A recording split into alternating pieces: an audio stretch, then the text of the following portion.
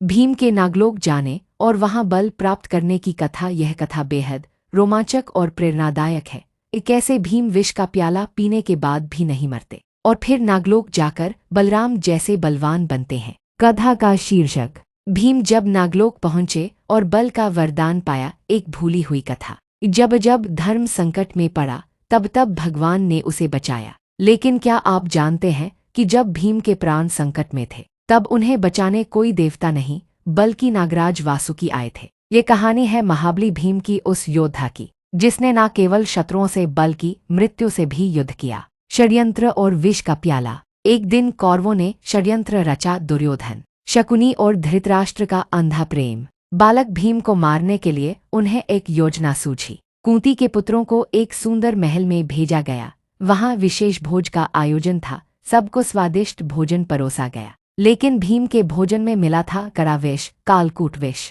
भीम भोजन करते ही बेहोश हो गए और फिर रात के अंधेरे में दुर्योधन और दुशासन ने उन्हें बांधकर नदी में फेंक दिया। नागलोक में प्रवेश। जब भीम बेहोश पड़े थे तब उन्हें सांपों ने डंस लिया, पर यह साधारण सांप नहीं थे, वे थे नागलोक के दूत। उनके विष ने भीतर के विष को काट दिया और भीम की जान बच गई। जब नागों ने पहचाना कि यह तो कुंती का पुत्र है, पांडवों में सबसे बलवान, तब वे उन्हें नागलोक ले गए। नागराज वासुकी का वरदान। नागलोक की शोभा अद्भुत थी। वहां के महलों में दिव्य आभा थी। भीम को नागराज वासुकी के समक्ष लाया गया। वासुकी बोले, हे वत्स, तू मृत्यु को मात देकर यहाँ पहुंचा है। तू बल का प्रतीक है। मैं तुझे ऐसा अमृत दूंगा जिससे तू ऐसा बलवान बनेगा कि तेरे सामने कोई न टिक सकेगा। और फिर वासुकी ने उन्हें नागों का दिव्य अमृत पिलाया।